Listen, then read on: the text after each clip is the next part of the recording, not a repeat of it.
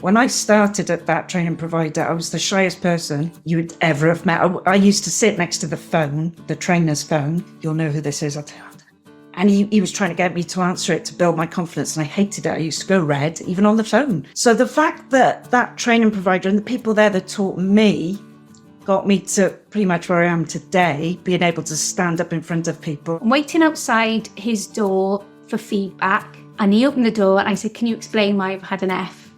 He went, "No," and just shut the door. And how that made me feel has always stuck with me. Because I think it's like you say, a lot of the time, it's very much about catering to individual needs, and that's the way that education that's gone now, hasn't it? It's all about, years ago, was everyone has the same thing. Tough luck, if you don't fit the mould, like your experience, you forget it. But now it's very much about being inclusive, adaptable, and making sure that, learners succeed and they can do what they need to do and want to do.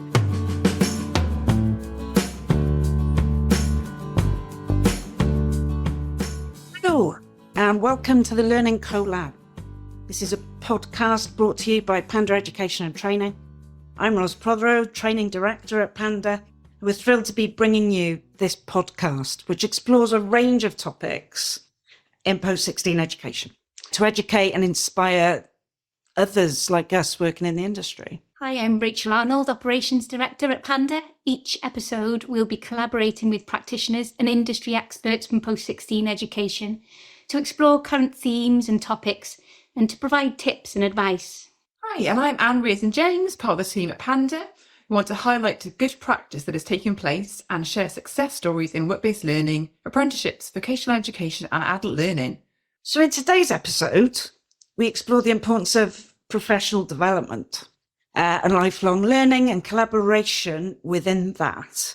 We'll be chatting with our very own Anne Reardon-James about why and how she won both the Inspired Tutor of the Year 2023 award and also more recently the Work-Based Learning Practitioner of the Year 2024. But first, a little introduction to us and why we're passionate about vocational education and why we're doing this podcast. We've all got different stories about why we're passionate about what we do.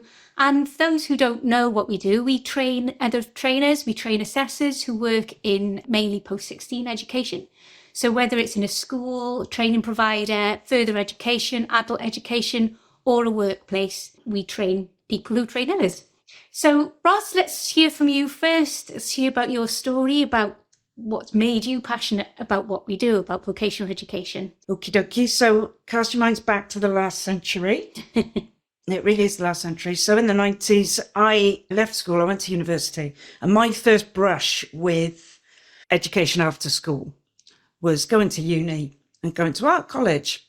And I thought, well, this is great because I had some freedom, but not much teaching actually took place. Art education at the time in the 90s was very much express yourself. Just go into a room, get some paintbrushes and express yourself. And they didn't actually teach us much. So I sort of came out of that 3 years later thinking, I'm not sure what I learned. I mean, I thoroughly enjoyed it, but maybe for different reasons. But after that, I was trying to make it as an artist, very different to what I do now, right? And for a few years, trying to be an artist, not having much luck. So I went to the job centre and they suggested I went to a training provider in Cardiff. And I thought, well, I don't really want to do that. But they put me on a computer course. So completely different from what I'd always dreamt of doing. So art, painting, drawing. I ended up, basically learning about computers. Fast forward 25 years, I stayed at that training provider. Became employed, I wasn't there for 25 years just learning. No, I wasn't that bad. I did really well, actually. And so well, they gave me a job.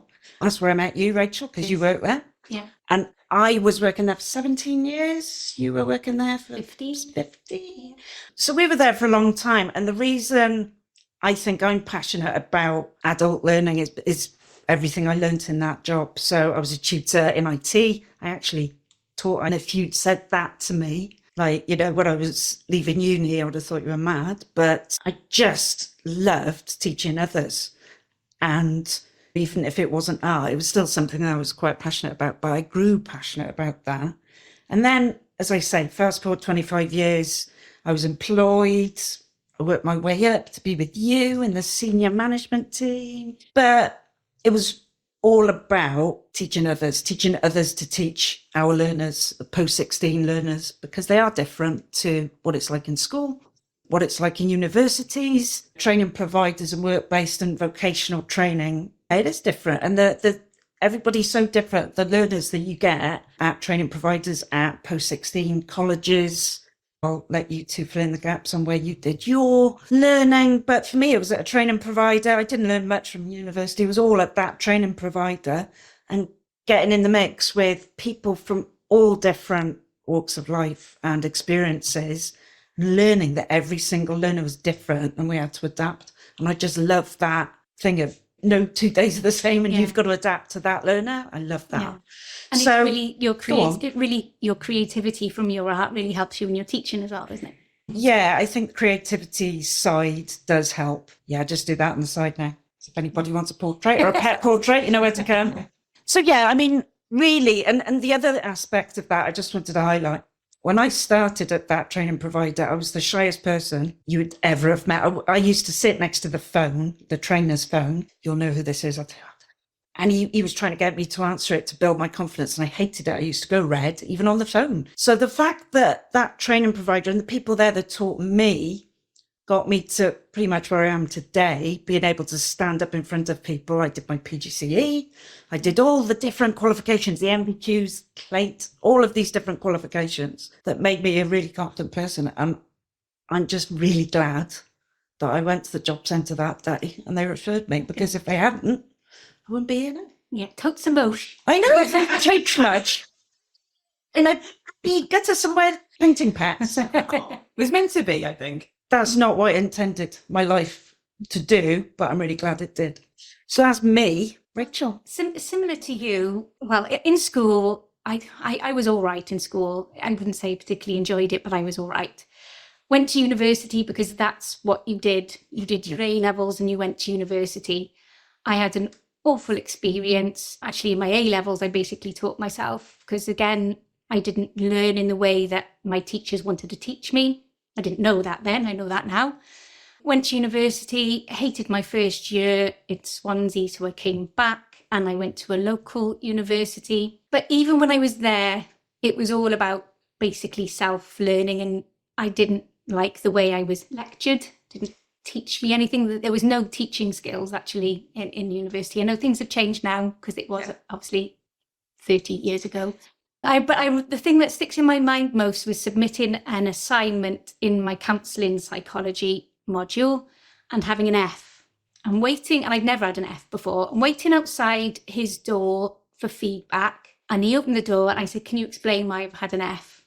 He went, "No," and just shut the door. And how that made me feel has always stuck with me. The way that university taught has always stuck with me. And after that, I went to work in a large plumbing centre. And I was on a management development programme, which was essentially an apprenticeship. And I loved the way they combined sort of theory about management along with the practical side then of learning how to be a manager. Although I was learning about boilers and soil pipe, none of which I can remember now, I much preferred that way of learning. And one of the trainers said to me, she said, "Have you ever thought about becoming a trainer?" And I hadn't. That same day, the regional manager said to me, "You'll never get anywhere in this company because you're a woman." So I went home, opened the jobs paper with her voice in my mind about becoming a trainer and me needing to get a new job. I saw a job advertised for an assessor in a work-based learning provider. I went along, had my interview and was employed and absolutely loved it. I loved going out, meeting learners on a one-to-one basis, supporting them. We had level 1 learners all the way up to level 4.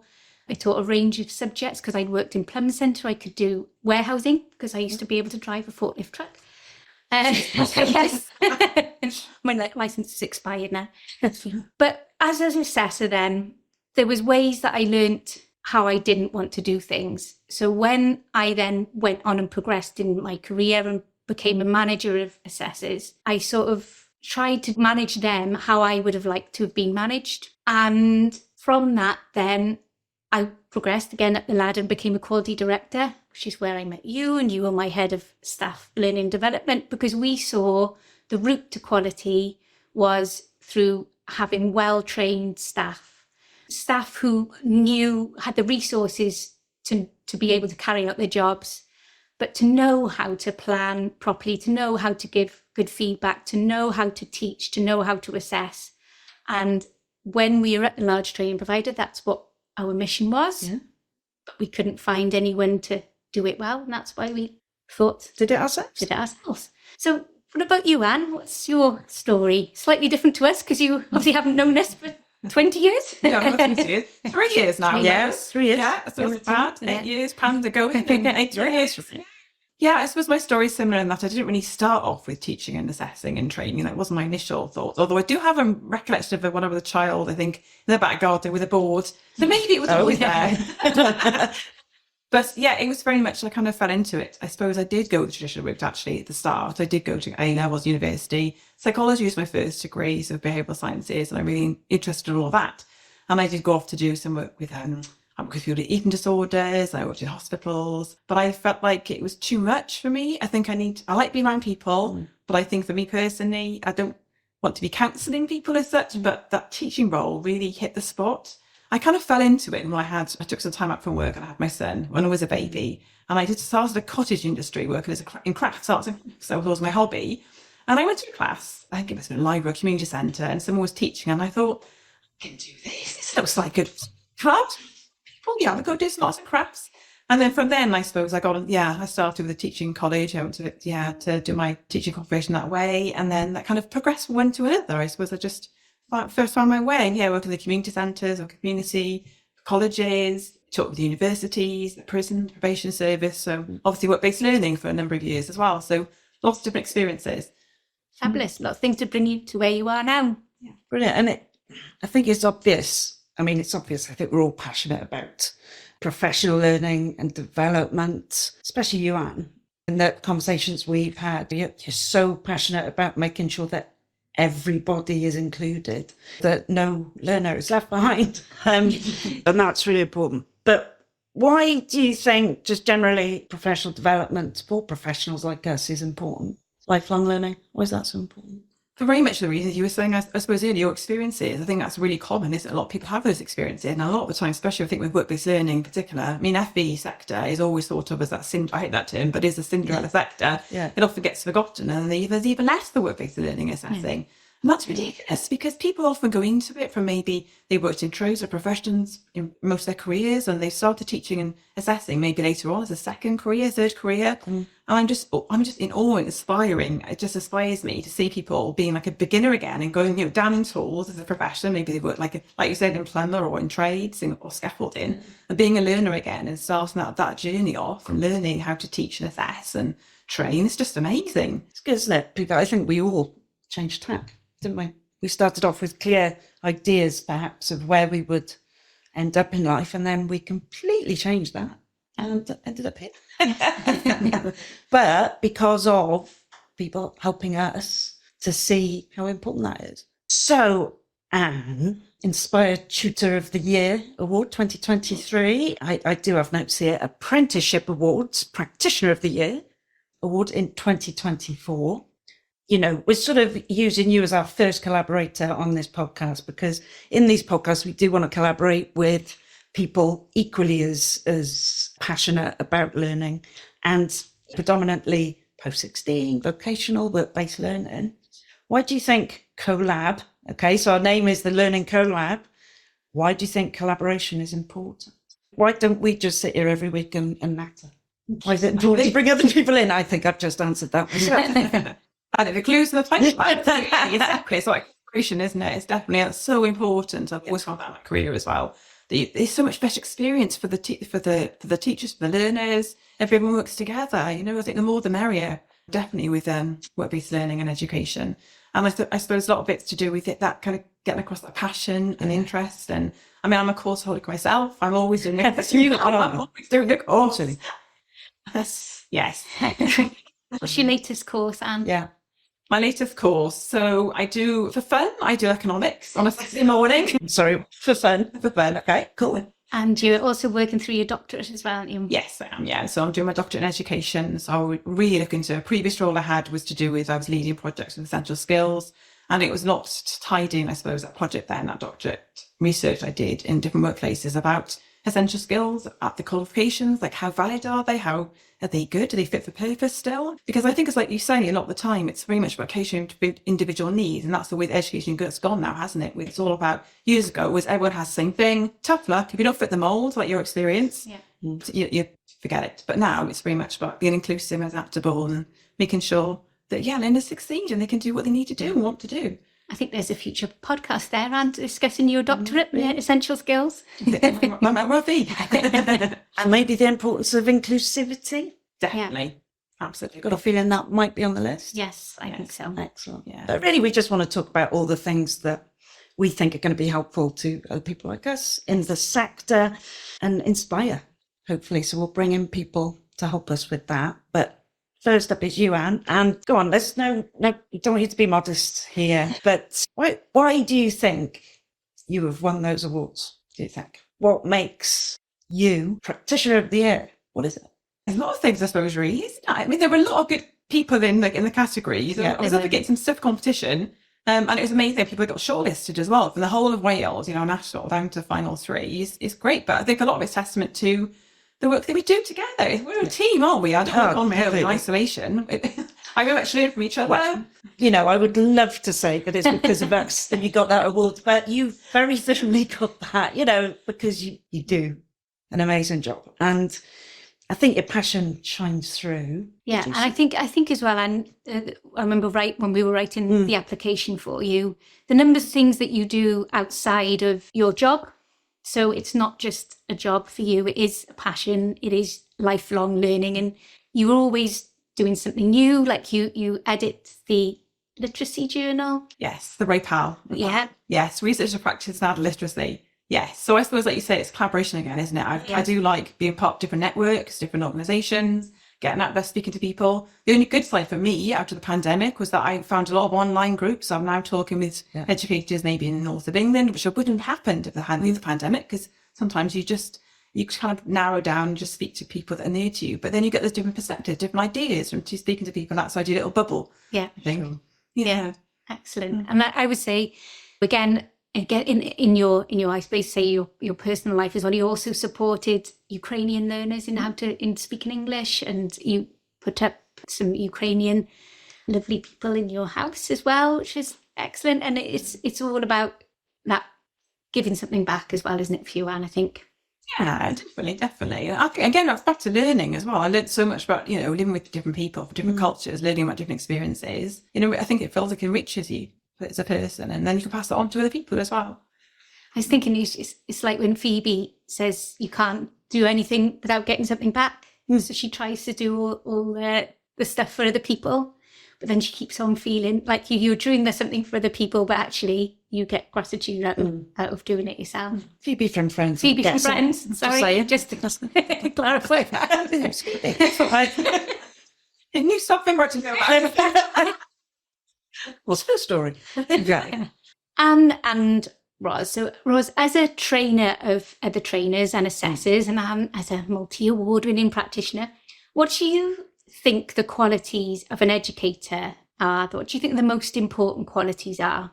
You've got to practice what you preach, haven't you? I think you've got to walk the talk. All these cliches, but they're very true. You're role modelling what you believe in and what you're passionate about. So I think that, like you were saying just now, it's about learning things and always being willing to learn and open to new ideas. Because it's so easy, I think, especially I've seen a lot of staff maybe do this sometimes in colleges. Sometimes you can get a bit too stuck in your way, you can get a bit too familiar, a bit too comfortable, and you've got to kind of push yourself. I like pushing myself out of my comfort zone. Do a podcast, for example.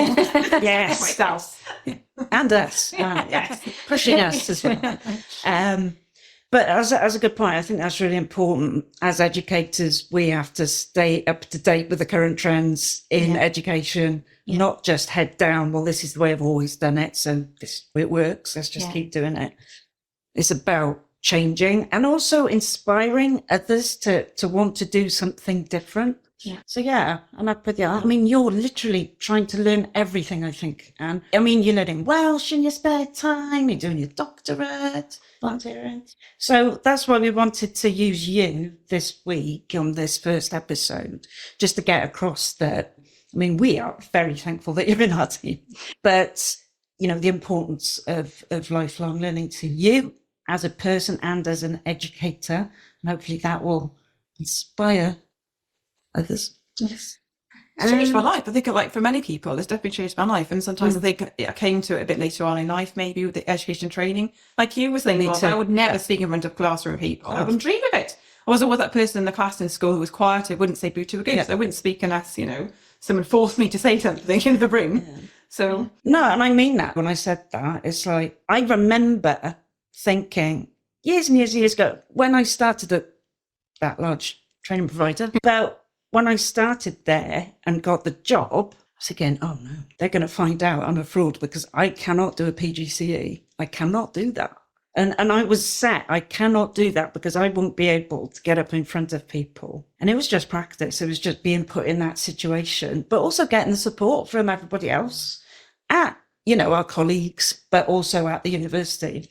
And yeah, never in a million years. So, and I used to use that with my adult learners, because I don't know if you remember, Rachel, I used to teach adults that were maybe not in work for sickness reasons, illness, confidence issues, mental health issues. Getting them back into work was so rewarding when you could see them grow and in confidence in front of you. So I would use my story with them to show them that anything is possible. And we met somebody the other day who you trained 25 years ago. 20 years ago? We did. And she gave you a massive hug. So grateful for what you've done for her, isn't it? Yeah, and she's now heading up a little sort of foundation to help others sort of in education and training as well. Yeah. So, well, you know, you got all the awards, Anne. Gotta have something. I think that's another thing, is it important that you do build those relationships as a practitioner. It is really important to build those relationships with your learners. One thing, people will do things for people they like. So that's, and they get on with. I've always used that. If we can get our learners to like us, it sort of halves the work a little bit because they're on your side and they want to please you. I once, at my very first Eston inspection, I had to be observed with 3 of my adult learners around a computer. And back in those days, the computer screens were they weren't flat screen, they were big boxes, and we were all crowded around this screen. And basically, those 3 learners were amazing. I hadn't prepped them, but they were just hanging off my every word. And when I had feedback from the Eston inspector, they said, well, I think it's safe to say those learners would have jumped off a cliff if you trust them to. And it wasn't because I'd given them a tenner. I hadn't, I promise. But it was just, and I loved that. I loved that was recognised, that we did have a really good relationship in terms of they trusted us. Yeah. And they trusted me to help them and to support them. And I think that's really important. I was actually saying in a session this morning to some learners that it doesn't matter what we teach you. The very first step is rapport and relationship. If you haven't got that, it makes everything else very difficult. Yeah, absolutely. Yeah, I definitely agree with that. What other qualities do you think then are important in an assessor, a trainer? Well, I mean, the list is long. It is. If I'm honest. Communication is essential. That can be learnt. I learnt it. Yeah. I think we've all learnt to be better communicators as we've got a little bit older and a bit more experienced with the right support. I think there's certain things you can train people in, and how to communicate, how to ask the best questions that will get hopefully the best answers. We can teach them teaching methods, approaches, assessment methods and approaches. But if you haven't got that passion and that spark that you want to pass something on to others and support others, no matter who, it won't work, I think. And I think working in post-16 education is sometimes challenging, and you need that passion to keep you going. To get you through. To overcome all the barriers that can come up Completely. Day to day, absolutely. They can be barriers in the organisation, they can be barriers in their work, they can be barriers in learning, people's previous experiences, negative things that happened in the past. Yeah. There's a lot of things there, Yeah. Yeah, definitely. I think a lot of it as well has been authentic too. I think with the Yeah. relationships, being authentic and being genuine with people. Yeah. And I think people know when you are being that and you are Yeah. genuinely interested in them and them Yeah. doing well Yeah. as well. And when we've all had teachers, haven't we, in the past who we know have really cared too much or Completely. That could be another podcast. Yeah. Anything else do you think? Going back to what I said about my university experience, I think that feedback is really important and how you deliver feedback. Because going back to what you just said about having maybe not the best teachers, I had some awful feedback in my school years that was more personal rather than the work itself. Mm-hmm. And it was to do with an art teacher. Yeah, she was very personal. She just didn't like me, I guess. Whereas then other art teachers would come in and praise the work, but she would sort of have a go at me. And I think that is something, I think that is why I wanted to get into education as well, because I wanted to sort of do it properly. Yeah. Because that particular person, I don't think should have been in education, because I don't think she was very fair to a lot of, not just me, to a lot of learners. I think, you've got to genuinely take an interest. If you haven't got anything constructive to say about the work and the effort that's been put in, then that's not good. Yeah. yeah, so you can give people motivation along the way. That's such an important thing. And every time I've had kind of written work back from people in the past, educators, that's all negative. And you just think,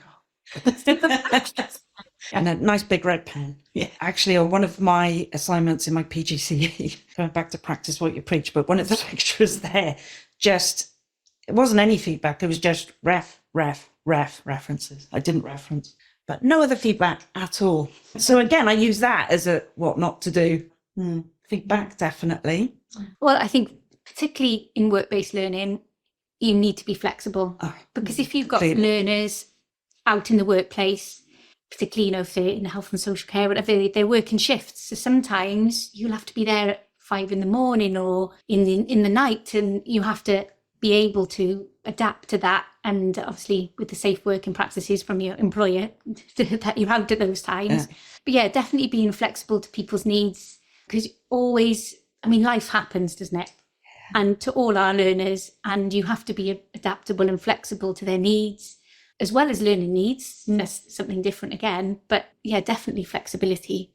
I think a big thing for me as well, because it's part of what we set up Panda to do, we teach assessors, don't we? Yeah. And assessors come into assessment, from industry, usually. Yeah. So they've been what we call experts in their field. Yeah. And they know all about their subject area. So we've worked with amazing carers in the health and social care field, bricklayers, carpenters, hairdressers, mechanics, and they are experts in those fields.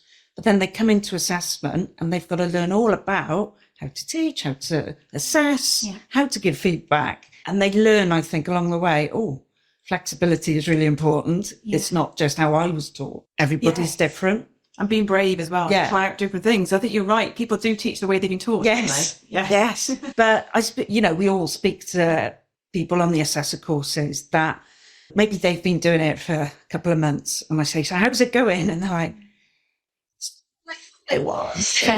In a very high-pitched voice like that. Yeah. Because they think, quite rightly, it's giving something back to their industry. Yeah. But it can be a challenging job. Yeah. A challenging role. Yeah. Dealing with people that maybe don't have the confidence that you had. Yeah. What I always say to our trainee assessors, particularly those ones who've just come into it fresh, is your first 3 to 6 months are a whirlwind. Yes. And you just have to ride the storm. And then when you get to about 6 months-ish, maybe a little bit earlier, they finally think, yes, I'm getting this now. So if this is you and you're feeling overwhelmed by it, it does click, and it does click into place. I remember being there myself and just thinking, what have I done? But once you get it, once you've learnt your standards, once you get in your flow with your planning and your assessment and your feedback, it just clicks into place, and then it becomes a brilliant, rewarding job. Yeah. And all those things can be taught, but as long as you've got that passion and you do want to give something back, you want to pass on your skills, and I think we can work with that. Absolutely. Well, it's been great for you both to have your insights into what makes a good educator. And like we said, at Panda, we provide training for trainers and assessors. So if anyone out there is interested in getting into this career and not sure where to start, please just get in touch with us and we're happy to give you some advice. So that's coming towards the end of our first episode. Yes. What we've got coming up on the next episode, we will be speaking to the lovely Lisa Mitten, who is the Strategic Director of the National Training Federation for Wales. And she's going to have a chat with us about how the landscape of post-16 education in Wales is changing, how this will affect staff on the ground, and how she thinks practitioners can make a difference to their lives. So, if you have enjoyed today's episode, please like or subscribe on your preferred channel. Drop us a message on our socials, get in touch. Maybe you've got some topics that you'd like us to explore in the future, or maybe some people that you'd like to suggest to have as guests in our Learning Collab. Just let us know. But from all of us on the Learning Collab, thank you and goodbye. Bye.